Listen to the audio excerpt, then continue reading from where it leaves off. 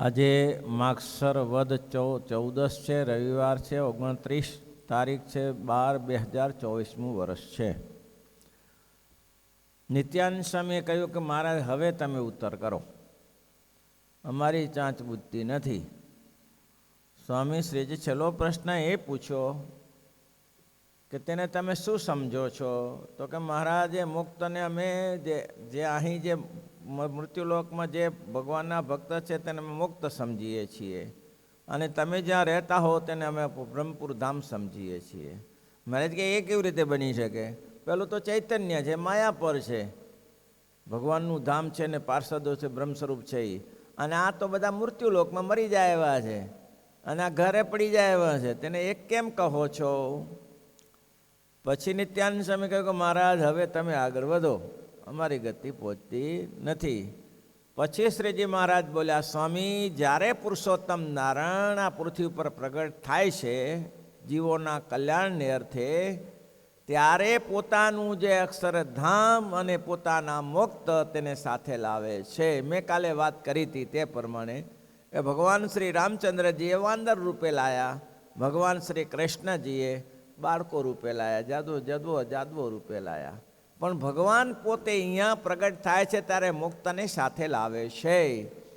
અને આ ઠેરાવ મેં કારિયાણીનો બતાવ્યો હતો કે ગોપાળાનંદ સ્વામીના પ્રસંગે થયેલી વાત બતાવી હતી કે ગોપાળાનંદ સ્વામીને કહ્યું કે આપણે 6 હેતુ 6 હેતુને લક્ષ્યમાં લઈ અને આપણે અહીંયા આવ્યા છીએ, એ લક્ષ્ય આપણે પૂરો કરવો છે. એટલે ભગવાન જ્યારે પૃથ્વી ઉપર આવે છે ત્યારે પોતાના મુક્ત અને પોતાના સેવકોને સાથે લાવે છે. તો કે દેખાતું તો છે નહીં? તો કે ના દેખાય. કેમ? એવું કંઈ એટલું સરળ નથી, એટલું સરળ નથી કે તરત દેખાઈ આવે, ના દેખાય. કેમ? તો કે એ તો કોઈક ભગવાનને કોઈ ભક્તને સમાધિ થતી હોય અને સમાધિમાં જે અલૌકિક આશ્ચર્ય દેખાતું હોય સમાધિમાં, ત્યારે એને ભગવાનની મૂર્તિની સાથે બધું દેખાય છે. શું દેખાય છે? કોટી કોટી સૂર્ય પ્રકાશ દેખાય છે, મુક્ત દેખાય છે, મુક્ત દેખાય છે, અને અક્ષરધામ પણ દેખાય છે. આ બધું દેખાય છે, ભગવાનની સાથે જ ભાષે છે તો ભગવાનની જોડે જ, પણ એને જાણમાં આવતું નથી. છે તો બધું ભગવાનની સાથે જ. આ બધી જ વસ્તુ મહારાજ કહે છે. શું? તો કે જે સર્વે અંગીકાર કરવાને અર્થે ઇન્દ્રિયો કોટી કોટી સૂર્યનો સરખો પ્રકાશ ભાસે છે, અક્ષરધામ પણ અને ભગવાનની મુક્ત ભેળું જ ભાસે છે. ભગવાનની મૂર્તિ, ભગવાન કોટી કોટી સૂર્ય પ્રકાશ બધું ભેગું જ ભાસે છે. અક્ષરધામ પણ ભગવાનની મૂર્તિ ભેળું જ ભાસે છે. માટે સર્વે ભગવાનમાં છે પોતાના, તેમ છતાં માટે સર્વે ભગવાન ભેળું જ છે. તોય પણ ભગવાન તે મનુષ્ય જે પોતાના ભક્ત હોય તેની જ સેવા અંગીકાર કરે છે. શું કરવા કરે? આપણે એક સીધી સાદી વાત છે. મહારાજ કરિયાણામાં બેઠા હતા અને ત્યાં એક પસાયતો નીકળ્યો. એને જીવનમાં શાંતિ થતી નથી, અશાંતિ રહ્યા કરે. પછી કોઈકે કીધું હશે કે એવા કોઈ ઓલિયા પુરુષને પકડો તો તમને શાંતિ થાય, એ પઠાણ જાતે. હવે ત્યાંથી નીકળ્યો એટલે એ સીમમાંથી નીકળ્યો એટલે કહ્યું, આ કેમ અલૌકિકપણું એ જણાય છે? આ જણાય છે કેમ અલૌકિકપણું? ખટકી ગયો, ઊભો રહી ગયો. મોટો માણસ હતો. કોઈને પૂછ્યું, અહીં કોઈ મોટા પુરુષ છે? તો કે અહીં તો અત્યારે તો એક બાવો હશે ને બતાવ્યો, આ છે મોટા પુરુષ. હવે એને જઈને આ ન હોય, આને તો શું આ બંગો આ ન હોય. પછી કોઈ ભગવાનના ભક્ત મળ્યા કે હા અહીંયા છે ને કે પુરુષો, મોટા પુરુષની ક્યાં વાત કરો છો? અહીં તો ખુદ ભગવાન શ્રી હરિ બિરાજે છે. એમ? તો કે આ લઈ જાઓ, મને લઈ જાઓ. એ પઠાણને લઈ ગયા. મહારાજનું જેવું દર્શન કર્યું તેવી સમાધિ થઈ ગઈ. દર્શન કરતાની સાથે સમાધિ થઈ ગઈ. સમાધિમાં મસ્ત આનંદ મેળવીને બહાર આવ્યા. પછી કહ્યું મહારાજને કે મહારાજ આ શું કર્યું તમે? તમે ક્યાં છો ને આ નાશવંત જગતમાં ક્યાં પડ્યા છો? અરર, કેવું તમારું અક્ષરધામ, દિવ્ય તેજોમય ભોગ, દિવ્ય વિલાસ, એને છોડીને અહીંયા આવ્યા છો? મહારાજ કે જીવોના કલ્યાણને અર્થે. તો એને ખબર પડી કે તે દિવ્યમાન છે, પણ એવું કોઈને સમાધિ થાય તો ખબર પડે, તે સિવાય ન થાય. એટલે મહારાજ કે છે તો બધું ભગવાન, તે મનુષ્ય જેવા ભક્ત હોય તેની સેવાને અંગીકાર કરે છે. એ પોતાના ભક્તને ગાર માટીના પાણાના ઘર તેની વિશે વિરાજમાન રહે છે, એની સેવાને અંગીકાર કરે છે. એના ગાર માટીના ઘર તેની વિશે પોતે રહે છે પ્રભુ, અને આપણી જેવા જ રહે છે પાછા. એમાં વિશેષ નથી જણાવતા કંઈ, ભપકોય નથી કરતા. એકલા મૂર્તિ બ્રહ્મચારી બને મહારાજ બે ભેગા ફરતા હોય કંઈ ને કંઈ, અને કોઈ દિવસ નથી એકલા જ ફરતા હોય. હવે ક્યાં અક્ષરાધિપતિ પુરુષોત્તમ અનંત મુક્તો જેને હાથ જોડીને ઊભા રહે છે, જી હા કરતા ઊભા રહે છે, એ જ્યારે મનુષ્યના સરખા થાય છે ત્યારે મનુષ્યની જેમ જ બધી ક્રિયા કરે છે. રામચંદ્રજી સીતાની પાછળ રોએ ખરા, ભગવાન પ્રસન્ન પ્રવૃત્તિ ભાગે ખરા, આ બધું કાલ જવનથી ભાગે ખરા, જરાસંધને યુદ્ધમાં હરાવે ખરા, આ બધું કરે ભગવાન, કરે આ બધું. કેમ તો કે ભગવાન એ નિમિત્તે કંઈક કરવું હોય. જરાસંધને 17 વાર હરાવ્યો અને 18 વાર ભાગવાની ચો જરૂર હતી? 17 વાર તો હરાયો, 18મી વાર ભાગવાની ચો જરૂર હતી? જરાસંધ એટલા માટે મલજુગ કુસ્તીમાં કહ્યું, તું તો ભાગી છૂટ્યો હતો, તારી સાથે મારે યુદ્ધ મલ કુસ્તી ના કરાય, એ તો નપુંસક કહેવાય. મારે તો કંઈ નહીં, આની સાથે કરને ભીમ જોડે. એટલે એવું થાય પણ ખરું, કાલે જવાનની સાથે મુચકુંદ ગુફામાં લઈ જાય. આ બધું ભગવાન મનુષ્યાકૃતિ હોય ત્યારે બધું જ કરે છે, એમાં કોઈ આશ્ચર્ય નથી. તેને શ્રી વિરાજમાન રહે છે, અને તે ભક્ત ધૂપ દીપ અન્વસ્ત્રાદિક જે અર્પણ કરે છે તેને ભગવાન પ્રીતિએ કરીને અંગીકાર કરે છે. વાહ વાહ વાહ, શું તમે સરસ લાવ્યા! 2 ચીભડીએ લાવ્યા તો ખુશ થઈ જાય. ચીભડા કોઈ લાવ્યા ને 2 તોય ખુશ થઈ જાય. તમે કંઈક કરો મહારાજ, કે તમે કરશો તો હું તમારી મારા મુક્તની પંક્તિમાં ભરી દઈશ. તમે કંઈક કરો તો ખરા. હાવ બેઠા રહો ક્યાં ચાલે તારે? ભગવાનના ભક્ત ભગવાનને માટે ચંદન પુષ્પ હાર તોરા થાય તેને પ્રેમથી સ્વીકારે છે, એ બહુ ભાવથી સ્વીકારે છે. શ્રીજી મહારાજના વખતમાં કેટલા સંતો સચ્ચિદાનંદ અને સિદ્ધાનંદ ને આ બધા સેવામાં જ હતા. તો એ શું કરતા હતા? ખેતી કરતા હતા. તો મહારાજ કે ખેતી કરીને આ સંતોને બાજરી પકાવો, ઘઉં પકાવો, અને ધ્યાન રાખો શેરડી વાવો, ફળફ્રૂટ વાળો, ઠાકોરજીને અર્થે કામ લાગે, સંતોને અર્થે કામ લાગે. તો મહારાજ કે એમાં જે જે વસ્તુ કામ લાગશે એ તમને કામ લાગી જશે. વડતાલનું મંદિર થતું હોય ત્યારે ખુદ ભગવાન પોતે પાગ ઉપર 3 છોગલાવાળી પાગ ઉપર ઈંટો ઉપાડતા હતા, ગોમતીથી ઈંટો મંદિરમાં લાવતા હતા. હવે શું જરૂર છે? ધારે એવું કરી શકે. આનંદાનંદ સ્વામીને સંકલ્પ થયો કે આ પહેલું મંદિર છે કાલુપુરમાં, કરવું કેવી રીતે? હવે એ મૂંઝાઈ ગયા, આંખો બંધ કરીને બેસી ગયા. આ કેવી રીતનો પ્લાન લેવો? પોતે હોશિયાર હતા પાછા. આખું ભગવાને સોનાનું મંદિર કાઢીને બતાવી દીધું, લ્યો આના જેવું, આ બતાવ્યું ને એવું કરી દો. આ મંદિર આખું બતાવ્યું, એવું ઇતિહાસમાં છે. સ્વામી કહે તમે આ મંદિર બનાવ્યું જ છે તો રહેવા દો ને ત્યારે. હવે તો કે આ તો ના મેળ બેસે, આ મંદિર રહેવા ના દેવાય. એ તો મનુષ્યોએ પોતાના ઈંટો પથ્થરો વાપરીને પોતાની સેવા કરીને કામ કરે ત્યારે થાય. રાજી કેવા થઈ જાય? હિંમતનગરથી પથ્થર આવે, હિંમતનગરથી પથ્થરના ગાડા આવે, અને ગાડા લઈ લે. ખેડૂત આવતો હોય, મહારાજે બધા આનંદ સ્વામી બધાને ખેડૂતોને કહ્યું 1 ગાડું 2 ગાડું, જેની જેવી શ્રદ્ધા હોય એવા ગાડા બધા મૂકો, ત્યાં પથ્થર લાવો એટલે આપણે મંદિરનું કામ થાય. સરસ મજાનો લાંબો પથ્થર, એવો સુંદર પથ્થર એક ખેડૂતના ગાડામાં ચડાવ્યો. ખેડૂત કે આહા હા હા, આવી મોટી સેવા, પણ પથ્થર બહુ ભારે હતો. હવે એમાં આગળ ચાલતા બળદ ખોટવાઈ ગયો. વાત પ્રસિદ્ધ છે કાલુપુરની, અને એ પથ્થરે મૂકેલો છે અત્યારે. ખોટવાઈ ગયો. ખેડૂતે થયો આવો સુંદર પથ્થર મંદિરમાં વપરાશે, બળદીઓ ખોટવાયો, કરવું શું હવે? એને બાપલાએ એક બાજુ બળદ રહ્યો, અને મજબૂત માણસો હશે, એક બાજુ કાંધ પોતે લીધું, અને કાંધ લઈને આ કાલુપુર મંદિરમાં પથ્થર પહોંચાડ્યો. આનંદ સ્વામી જોઈ રહ્યા, ઓહો હો, હા આમે નથી.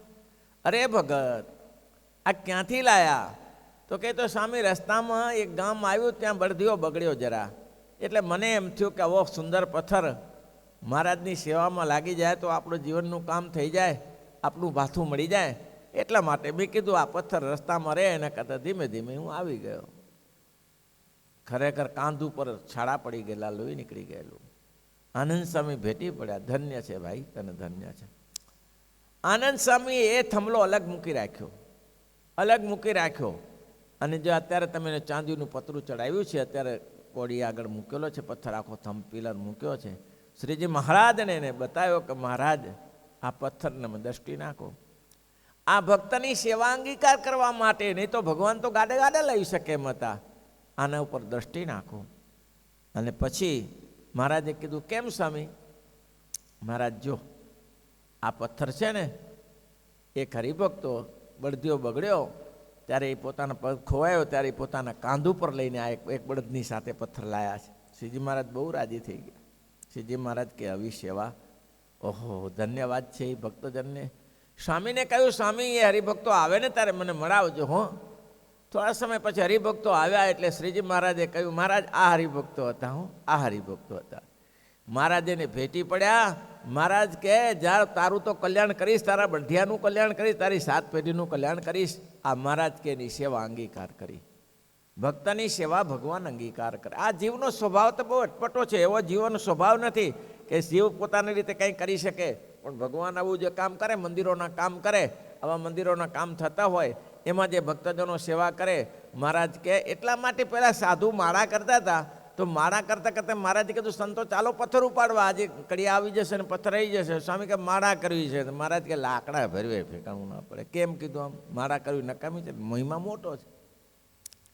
મંત્રનો જપનો મોટો મહિમા નથી માળા કરવાનો, પણ મહારાજ કે સમય સૂચકતા વાપરો, એના કરતાં આ સેવા મોટી છે, એના કરતાં આ સેવા બહુ મોટી છે. પથ્થર ઉપાડવાની, ઈંટો ઉપાડવાની. ભક્તજનો શીખજો. કાંઈક આપણે છીએ, કાંઈક આપણી સેવા થઈ જાય, સત્સંગમાં કાંઈક સેવા થઈ જાય. કાનજી ભગત વડતાલમાં ગયા, વડતાલના બાગમાં, ભક્તિ બાગમાં રહેતા હતા. તેમાં એક હરિભક્તો ભગતે ઉત્સવ કર્યો કે બાપજી બહુ મોટો ઉત્સવ કર્યો, બહુ મોટો ઉત્સવ કર્યો. ત્યારે કામજી ભગત આખા બોલા હતા. એને કહ્યું ઉત્સવ તો કર્યો, લાખો રૂપિયા ખર્ચાયા, હજારો હરિભક્તો આવ્યા, તે કંઈ મૂડાવ્યું? બોલો, તે કંઈ મૂડાવ્યું? હે બાપજી, શું હે બાપજી? ઉત્સવ કરનારા ઉત્સવ કર્યો, સેવા કરનારાએ સેવા બધી કરી દીધી, પૈસા ખર્ચનારા પૈસા, તે 2 પૈસા નાખ્યા કે અંદર તારું કંઈ મુંડન થયું આમાં? ના બાપજી, તો શું મોટી વડાંગા ફેંકે છે? શું બોલવાથી શું થાય? હા હા હા આહા કરવાથી શું થાય? 1 રૂપિયો આપવો નહીં અને કંઈ. અને એટલા જ માટે ગઢપુરમાં પહેલાં દાદા બ્રાહ્મણની મહારાજે અત્યાર સુધીમાં શાસ્ત્રમાં પ્રશંસા આવે છે કે તમે શું કર્યું? દાદાએ કંઈ ન કર્યું. એક ખાલી 1 રૂપિયો હતો પાઘમાં, પાઘમાં 17 તીખડા હતા અને મહારાજને ગાંઠ છોડીને આપે છે. કેટલો ટાઈમ લાગે? મહારાજ કે રહેવા દો દાદા, રહેવા દો, એ રહેવા દો. અરે મહારાજ રહેવા કેમ દેવાય? આવું મંદિર થાય છે, અનંત હરિભક્તો આવશે દર્શનમાં અને મારું આ સ્મરણું રહી જાય. અને મને રૂપિયો ક્યારે મળે નહીં, આજે મળ્યો છે મજૂરીનો. એ રૂપિયો મહારાજને આપ્યો. મહારાજ કે આની પાઘડી લઈ લેવાય, આની પાઘડી લઈ લેવાય. ત્યારે દાદા બોલ્યા પાઘડીમાં 17 ગાંઠો છે ને 18મી ગાંઠ થઈ જશે, પણ રૂપિયો ફરીવાર તમને આપવા નહીં મળી શકે. 18મી ગાંઠ વારી દેશું, નીકળી જશે અમારે તો જીવન. આની મહારાજ સેવા અંગીકાર કરે. મહારાજ કે ભૂદેવ તમારા દાનથી મંદિર થઈ ગયું. હવે એની આખી દુનિયા ગાથા ગાય છે ને. સેવા તમે શું કરી? મહારાજે કરિયાણામાં ગયા અને દાહ ખાતરને કહ્યું કે તમારે ત્યાં ધામ બનાવવું છે, દુનિયા આખી તમારા દર્શન કરવા માટે આવે. એ દાહ ખાતર જમતા હતા ને વાત કરી અને મહારાજને કહ્યું સારું મહારાજ. અને સમય થયો તો પછી 4 બાજુના લોકો આવીને ફરવી નાખ્યા કે અહીંયા ધામ થશે તો 4 બાજુથી કણબીઓ આવશે, તમારું કંઈ ચાલશે નહીં અને અમારી ખેતી અમને કરવા નહીં મળે, તમને કોણ પૂછશે? પતી ગયું. મહારાજ અમારે તો આ મુસીબત મોટી છે, શું આવી તકલીફ થાય? મારે કંઈ વાંધો નહીં. શ્રીજી મહારાજ કે કંઈ તમારી ઈચ્છા હો, એમાં કોઈ ચિંતા નહીં, આગ્રહ કરવાની કોઈ જરૂર નથી. આવું થયું. અને મહારાજ જમીન જુએ મંદિરની, અને મહારાજ બહુ દયાળુ છે. મહારાજ કે મંદિરનું ધામ બનાવવું છે તો બનાવીશું ક્યાં? મહારાજ બોટાદ ગયા. મહારાજ બોટાદમાં ઠેકાણું ન પડ્યું. મહારાજ કે આ અહીંયા અનુકૂળ નથી. પછી મહારાજ ત્યાંથી ફરતા ફરતા સારંગપુર ગયા. કાંઈ ધામ બનાવીએ? મહારાજ કે જોઈ લઈએ. સારંગપુર ગમ્યું મહારાજને કે આ ઠીક છે. પછી કારિયાણી ગયા. મહારાજે 10-15 જગ્યાએ ફર્યા. એક ધામ બનાવવું છે ગમે તે જગ્યાએ. અને જીવબા ને લાડુબા કરગરીને મહારાજને એમ કે મહારાજ શું કરો આ ફરો છો? મહારાજ કે અમારે એક ધામ બનાવવું છે પણ જગ્યા જોઈએ છે ક્યાં બનાવવું એમ. પણ મહારાજ આ દરબારગઢ તમારો જ છે ને? પણ મહારાજ કે આ દરબારગઢમાં તો તમે તમારો દરબારગઢ બનાવ્યો છે, એમાં અમારે ક્યાં મંદિર બનાવવાનું? અરે મહારાજ અમે તમારા છીએ, તમે અમારા છો, તો દરબારગઢ કરવાનું શું છે? દરબારગઢ જો અહીંયા મંદિર ન થતું હોય તો દરબારગઢને શું કરવાનું? મહારાજ કે કઈ બાજુ બનાવીએ? મહારાજ કે આ રૂમ ઓરડા પર નાખો. આ પાંચુબા ને લાડુબાના ઓરડા હતા જે અત્યારે દક્ષિણાદિમુખી ઓરડા છે ને એ પાડીને પછી મંદિર અત્યારે તે બનાવ્યું છે. બોલો, મંદિરના ઓરડા પાડીને મંદિર બનાવ્યું. અને જ્યારે વસોના વસંતભાઈ આવે અને શ્રીજી મહારાજને મેણું મારે, આ બધી વાતો વાંચો, વિચારો, મનન કરો, નિધિ ઇતિહાસ કરો કે સંપ્રદાયમાં તમે શું કર્યું. થઈ જશે. અહીં મહારાજ કહે છે હું આ શુક્ર કરું છું, ગ્રસ્તના અન્વસ્ત્ર લઉં છું, ગ્રસ્તના અન્વસ્ત્રને સ્વીકારું છું. શેના માટે સ્વીકારું છું? કે એને અક્ષર મુક્તની પંક્તિમાં ભેળવવા માટે સ્વીકારું છું. એ જીવને અક્ષરધામમાં લઈ જવા માટે આ બધી વસ્તુ કરું છું. મહિત કરવાની શી જરૂર છે? જીવ પ્રાણી માત્રની સેવા સ્વીકારવા માટે મંદિર બને, એમાં નાના મોટા હરિભક્તો, અને એમાંથી ને મેં કીધું ને રાપર ગામમાં આખું ગામ સત્સંગી થયું. કેમ થયું? કોઈ સત્સંગી નહીં, પણ પ્રેમપ્રકાશ સ્વામી આવ્યા. કોઈની પાસે બળદગાડું માગે, કોઈની સેવા માગે, કોઈની પાસે દૂધ માગે, કોઈને કહેશે દહીં છાશ માગે, અને એમ કરતાં કરતાં ગામ રંગી નાખ્યું. ભાઈ તમારું કંઈક લેખે લાગે ને તો કામ થાય, તમારું લેખે ન લાગે તો શું કામ થાય? જો એક સરસ વાત છે, કદાચ પૂરું કરવાનું હતું, કદાચ રહી જાય. પેલા આપણે જાણીએ છીએ સેવકરામની 1.5 મહિનો સેવા કરી. સેવકરામે 1.5 મહિનો સેવા કરી. સેવકરામે રૂપિયા ભાર આપ્યો નહીં. રૂપિયા ભાર વચનામૃતમાં કથા છે, 10મું છે, 10મા વચનામૃતમાં કથા છે. રૂપિયા ભાર આપ્યું નહીં મહારાજને. બોલો. પછી તો મહારાજ તો ચાલ્યા ગયા 1.5 મહિના પછી સેવા કરીને. બધી સેવા, નવડાવું, ધોવડાવું, જાદુ, બાથરૂમ, બધી સેવા કરી. રૂપિયા ભાર આપ્યું નહીં. મહારાજ કે શ્રીજી મહારાજને કહેવાનું કે કીધું કે કૃતઘ્નીનો ત્યાગ કરી દેવો, આવા કૃતઘ્નીનો ત્યાગ કરી દેવો. પછી શું થાય? છેલ્લે પસ્તાયો, બહુ પસ્તાયો. છેલ્લે પોતાના સેવકોને બોલાવ્યા. એ પછી ભૂતપુરીના મહંત બન્યા. અત્યારે તીચીના પુલી કહે છે, શું કહે છે કંઈ કારણે એમાં અત્યારે રાજીવ ગાંધીને મારી નાખ્યો. એ કયું શાંતિ? રાજીવ ગાંધીને મરાયો ને, ગોળી મારી નાખ્યો બોમ્બથી. એ જ જગ્યા, એ ભૂતપુરી, એ રામાનુજ આચાર્યનું જન્મસ્થાન. એ ભૂતપુરીમાં પછી રહેતા હતા અને મહંત બન્યા. મંદિર મોટું છે ત્યાં, તો મંદિરના મહંત બન્યા પછી એને એમ થઈ ગયો, અરે સેવકો સેવા તો કરે છે પણ જે વર્ણીએ મારી સેવા કરી હતી એવી તો કોઈ સેવા ન કરી શકે. હું એવી સેવા ન કરી શકે, પણ મેં કાંઈ ન કર્યું. મારી પાસે પૈસા હતા, 1000 સોનામોર હતી, પણ 1 સોનામોર સ્વામિનારાયણ માટે વાપરીને. આ જગત, આ બધાનો ઇતિહાસ છે, આ બધાનો ઇતિહાસ છે. બધાનો ઇતિહાસ એવો જ છે. પડ્યું છે પણ વાપરી શકતા નથી. બુદ્ધિશાળી એ છે કે પડ્યું છે ને વાપરી નાખો.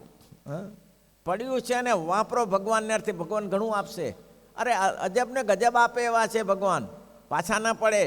પણ એના માટે કંઈક કરો, કંઈક કરો તમે. કંઈક પત્રમ પુષ્પમ, કંઈક મહારાજ કીધું પત્રમ પુષ્પમ ફલમ તો એમ જે મેં ભક્તા પ્રયસ્ત ભક્ત તે તો કૃષ્ણાય નર્પિતમ વાર્યપિકત ને પયમ ભક્ત પત્રકંદ. ગામડાના ખેડૂતો બાજરી પાકતી તારે એનો પોંક પેલો ઠાકોરજીને ધરાવે. એમાં જે શાક બકાલું થતું હોય તો એ ઠાકોરજીને પેલું ધરાવે. કાંઈ ફળ ફૂલ થયું હોય તો ઠાકોરજીને પેલું ધરાવે, છોકરાને ખાવા ન દે. અને શેરડી વાવી હોય તો દિવાળીને દિવસે ઠાકોરજીને ધરાયા પછી છોકરા ખાય, ત્યાં સુધી શેરડી ના ખાઈ શકે કોઈ. આવી નિષ્ઠા હતી ભાઈ, ભગવાનને ધરાવ્યા વગર. એમાં સુરતથી લોકો શાકના શોખીન બહુ. આઈટમ એક હોય ને શાક 4-5 જાતના હોય. સુરતીનો આ નિયમ. સુરતમાં શાક લેવા જાઓ કોઈને ભાવ ન પૂછાય, હેઠું થાય કહી દે, ભાવ ન પૂછાય, લઈ જ લેવું પડે. પાપડીના શું ભાવ છે ને આના શું ભાવ છે ને ભાવ ન પૂછાય, તમારે લઈને રવાનું થઈ જવાનું. ભાવ પૂછો તો કહી દે હેઠું થા, કારણ કે સુરતમાં શાકની બોલબાલા હોય છે. તો સુરતમાં હરિલા મૂર્તમાં વાત લખી છે. દિવાળીનો દિવસ અને દિવાળીના દિવસે હનકોટમાં શાક ધરાવવાનું, શાકના સુરતીલાલા શાકના શોખીન, એટલે શાક ધરાવવાનું. એને પાપડી બહુ ભાવે, તો કે આપણે ભાવતું હોય ઠાકોરજીને અર્પણ કરાય. પાપડીનું શાક બહુ ભાવે એટલે પાપડી લેવા ગયો.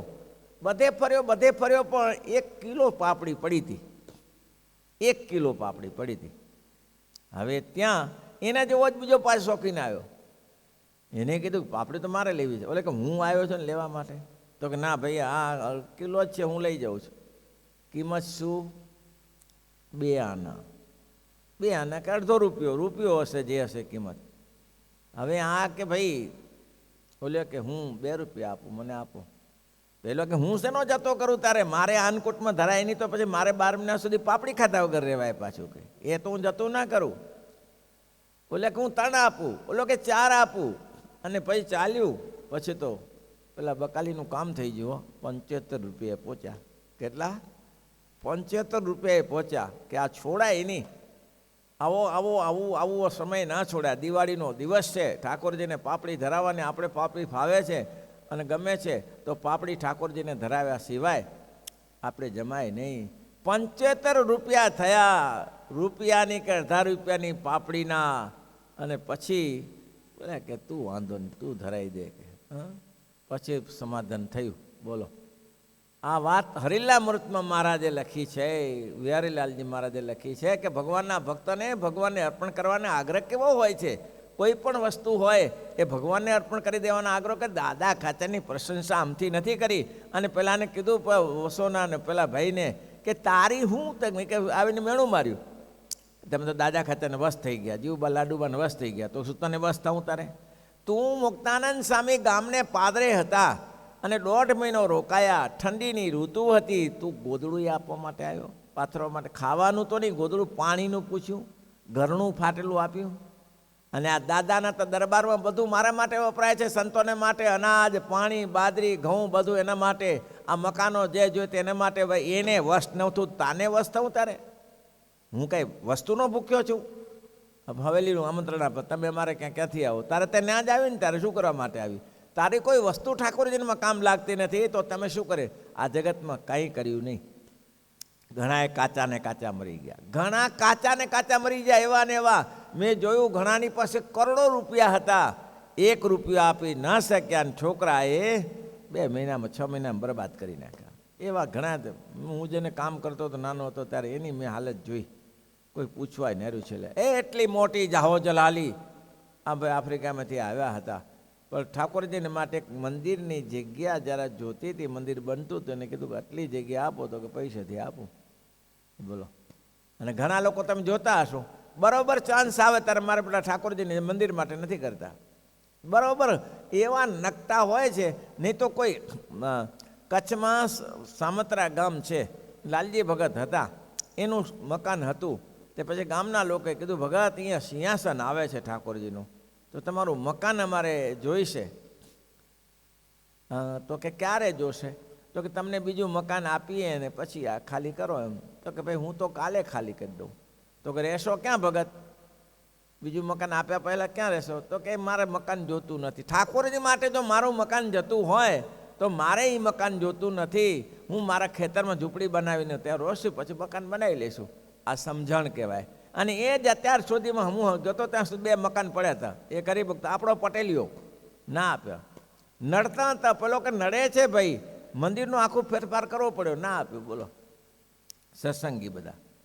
તો શું કરવા માટે ભગવાન એના ઉપર રાજી થાય? રાજી શું કરવા થાય? કંઈક કર્યું તમે એવું કે રાજી ભગવાન થાય એવું કર્યું તમે? રાજી થાય ક્યાંથી કહો ભાઈ?